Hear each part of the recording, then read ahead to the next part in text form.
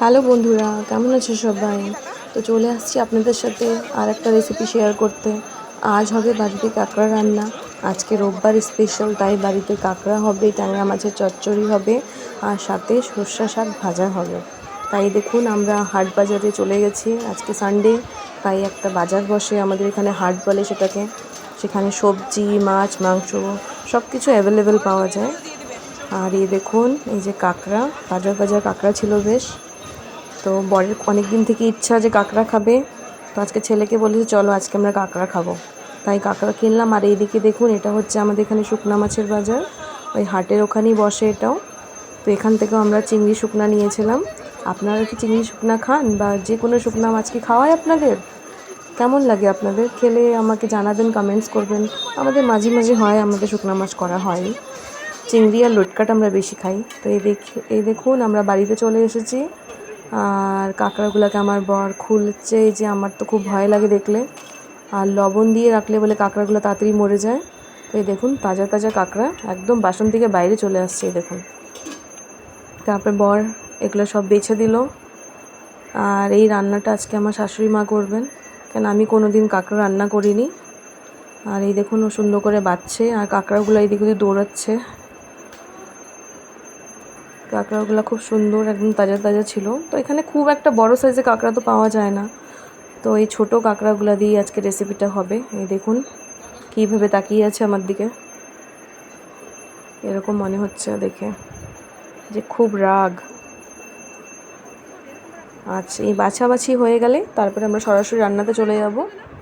এই দেখুন বাছতে যা সময় লাগবে, আর এটাকে লবণ দিয়ে সুন্দর করে ধুয়ে নেবেন। এখন তেলটা গরম হয়ে গেলে তারপর কাঁকড়াগুলো ছাড়বেন, আর বেশ এটাকে সুন্দর করে ভাজা ভাজা করবেন। এই দেখুন এটাকে সুন্দর করে দু পিঠ লাল লাল করে একটু ভেজে নিতে হবে। কাঁকড়া ভাজা কমপ্লিট, এখন এটাকে তুলে নিতে হবে। আর বাইরে ওয়েদারটা দেখুন কি সুন্দর, একদম ঠান্ডা ঠান্ডা ওয়েদার, বাইরে বৃষ্টি ছিল। আর কড়াইতে অল্প তেল ছিল, তাই আরেকটু তেল দেওয়া হলো। এখন তার মধ্যে তেজপাতা, সম্বার দিতে হবে, আর সামান্য একটু সাদা জিরে। আর এদিকে ছোট আলু সিদ্ধ করা, খোসা ছাড়িয়ে এটাকে আধ ভাগা করে নিতে হবে, মানে একটু ছোট ছোট টুকরা করে নেবেন। আর চেষ্টা করবেন যদি কাঁকড়া করেন তাহলে আলু সিদ্ধ দিয়ে করবেন, দেখবেন ওটা ঝোলটা বেশি স্বাদ হয় খেতে। এখন এই আলুগুলো ওই তেলে দিয়ে দেওয়া হলো, আর এটাকে সুন্দর করে ভেজে নিতে হবে। আলুটা যখন দেখবেন সুন্দর করে ভাজা হয়ে গেছে, তখন আগে আমরা যাব রান্নাতে। এদিকে দেখুন এটা বলে জিগা গাছ, এটা আমার রান্নাঘরে উকি দিচ্ছে জানলা দিয়ে। এখন বর্ষাকাল তো, তাই গাছটা বড় হয়ে গেছে, আর কি সুন্দর সবুজ সবুজ ভালো লাগে দেখতে। আমি রান্না করি আর বাইরে ভিউটাকে দেখতে থাকি মাঝে মাঝে। এ দেখুন আলুটা ভাজা হচ্ছে, এখন এটাকে নেড়ে চেড়ে সুন্দর করে ভাজা করে নেবেন।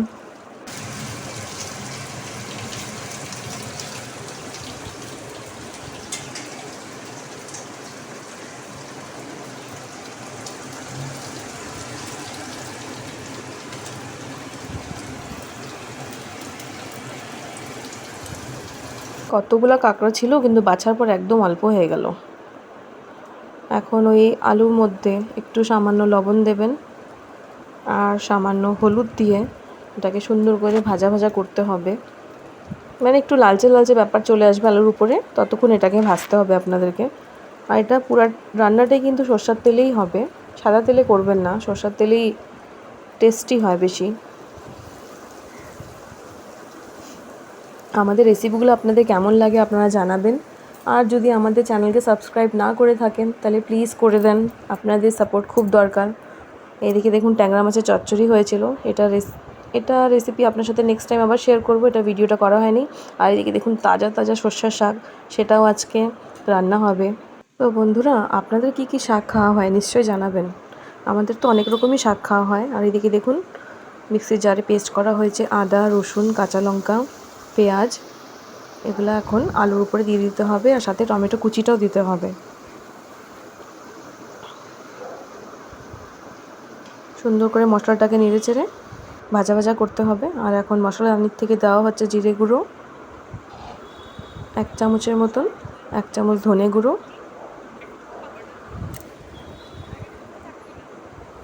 হাফ টি স্পুন দিচ্ছি আমরা বাজারের থেকে কেনা লঙ্কা গুঁড়াটা। আমি কিন্তু 2 রকম লঙ্কা গুঁড়া ইউজ করি বাড়িতে অনেক সময়। একটা আমাদের বাড়িতে বানানো থাকে, যেটা আমরা মিক্সিতে গোটা শুকনো লঙ্কাগুলোকে পেস্ট করে নিই, তো সেটা একটু আধভাঙা থাকে, সেটাও সবজিতে বেশ ভালো লাগে। আর লবণ তো আগের থেকে দেওয়াই আছে, তাই এখন আর দেবো না। এখন এটাকে সুন্দর করে নাড়াচাড়া করবো। এই দেখুন কি সুন্দর মনে হচ্ছে লুচি খাওয়ার তরকারি, আলুর দম। আর আমি এখান থেকে একটু তরকারি উঠিয়ে রেখেছিলাম, শাশুড়ি মাকে বলছিলাম যে একটু উঠিয়ে রাখো, এটা ভাত দিয়ে খাবো, বেশ ভালো লাগে। এখন ওই জারটা ধুয়ে সামান্য একটু জল দেবেন, আর এটাকে নাড়াচাড়া করবেন, একটু কষা কষা করবেন। সুন্দর সবজিটা যখন দেখবেন কষানো হয়ে গেছে, তারপরে নেক্সট স্টেপে যাবেন। এদিকে আমার বেবিও চলে আসছে, ওর খিদা পাচ্ছে, দেখুন কি বলছে ও। আজকে কি কি রান্না হচ্ছে বাড়িতে বলে দাও। কাঁকড়া, ট্যাংরা মাছ বলো, ট্যাংরা মাছ চচ্চড়ি, আর সর্ষে শাক ভাজা। দেখি সর্ষে শাক ভাজা না বাবা, ঠান্ডা লেগে যাচ্ছে। ওর খুব খিদে পেয়েছিল, তাই বলছে মাম্মা তাড়াতাড়ি আমাকে খেতে দাও। আর এত সুন্দর গন্ধ। কাঁকড়ার টেস্টটা বেশ ভালোই হয় খেতে, কিছু কিছু চিংড়ি মাছের মতনই মনে হয়। এই দেখুন ঝোল দিয়ে দেওয়া হয়েছে, এখন এটা ফুটবে ভালো করে। যখন ফুটে উঠবে তখন দিয়ে দিতে হবে ভেজে রাখা কাঁকড়াগুলোকে। এখন এটাকে সুন্দর করে নেড়ে চেড়ে ঢেকে আপনারা রান্না করবেন। আলুটা তো সিদ্ধ করা আছে, তাই রেসিপিটা বেশি টাইম লাগবে না রান্না হতে, ধমাধমি রান্না হয়ে যাবে। সো বন্ধুরা, কে কে চ্যানেল সাবস্ক্রাইব করোনি প্লিজ করে দাও, আর লাইক আর শেয়ারও করে দিও। আপনারা কে কে কাঁকড়া খেয়েছেন জানাবেন, কমেন্টস করবেন। এখন এটাকে আমরা ঢেকে 5 থেকে 7 মিনিট এটাকে বয়েল করব ভালো করে। এই দেখুন ঝোল ফুটে রেডি। এখন এর উপরে আমাদেরকে একটু গরম মশলা দিতে হবে। আর যেই গরম মশলাটা আমরা ইউজ করব সেটা কিন্তু আমার বাজারের না, এটা আমার বাড়িতে বানানো।